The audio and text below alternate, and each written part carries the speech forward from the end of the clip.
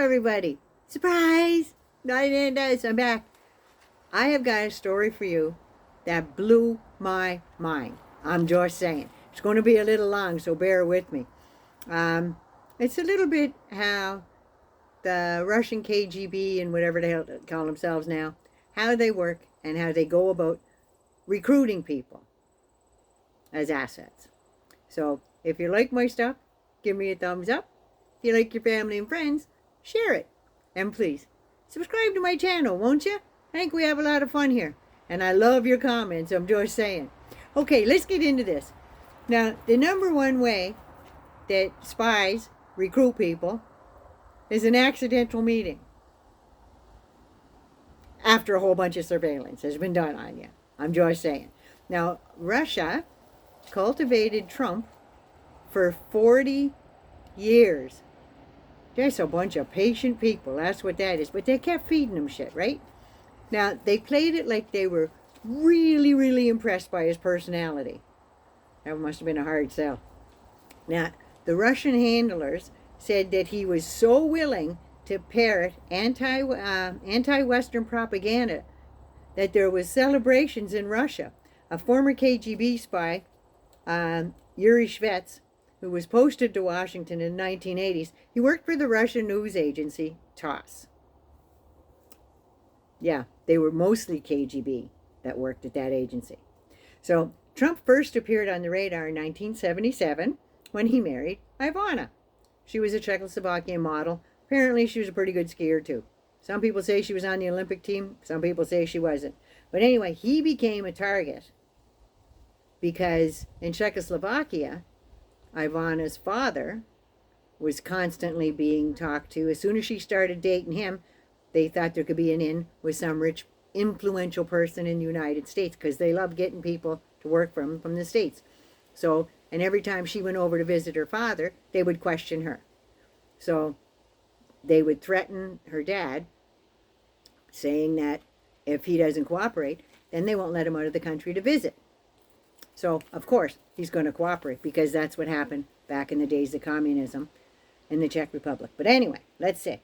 So he became a target because of her, because the Czech intelligence service was keeping tabs on her and her father in cooperation with the KGB.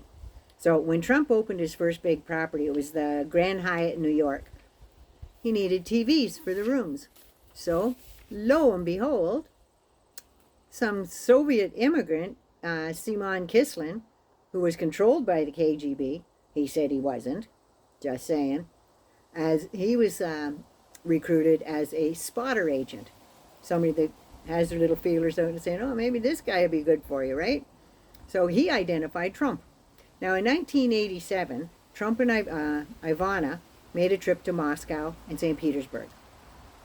And he was fed a steady diet of KGB talking points and flattered him and blew so much smoke up his ass, and he was just lapping that right up. I'm just saying.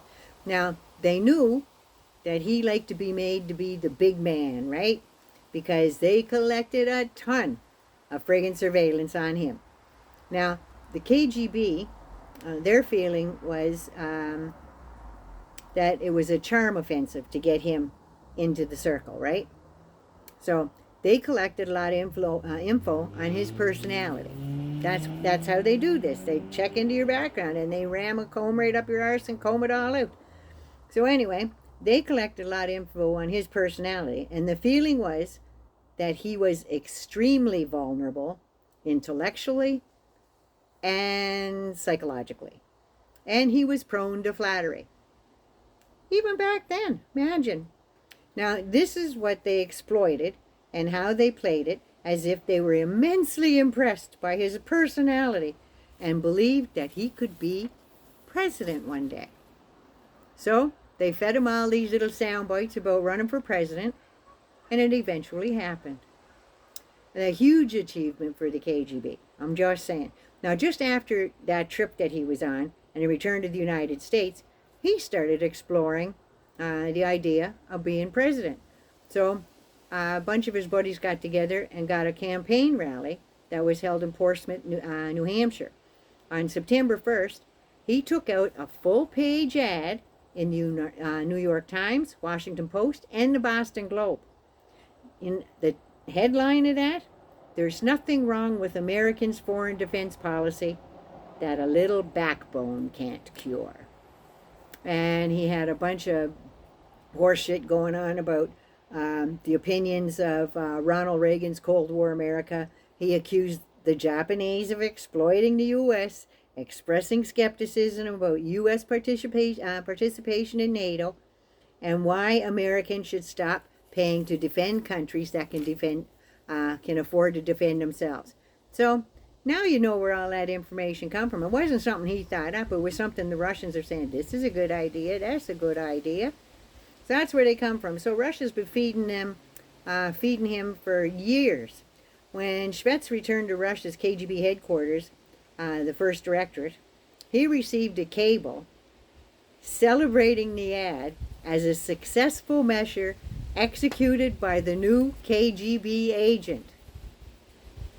So, Unger, who's an author of 7 books there, said of Trump, Trump was the perfect target. In a lot of ways, his vanity and narcissism made him a natural target to recruit. He was cultivated over 40 years, right up and through his election. The Moscow Project, an initiative at the Center for American Progress Action Fund, found the Trump campaign and transition team had at least 272 known contacts, at least 38 known meetings with Russian-linked operatives. Now, of course, they didn't say, hey, I'm Russian, let's talk. They could have been salespeople or anything else, but they were getting the inner workings of Trump's organization. And they didn't even fucking know it. They may say there was no meetings with Russians, but doesn't have to have a Russian accent. Those guys are good at accents. How stupid do you have to be? So anyway, and I just found out that first rally in New Hampshire was put together by Manafort, Stone, and Kelly.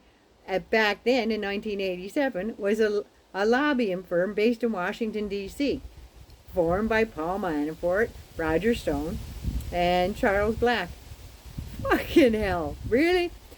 Still wonder if even after classified docs are declassified, there's usually a long chain how they belong to other different places in other different countries around the world. He may have declassified them in the United States, but there's other countries' names attached to them that haven't declassified them. That's my story. I know it was a long one, but Jesus, if this is true, there's a lot more digging that needs to be done. I'm just saying. I gotta let you go for now, and Nan will be back later. Mwah. Have a wonderful day. Yes, I love y'all.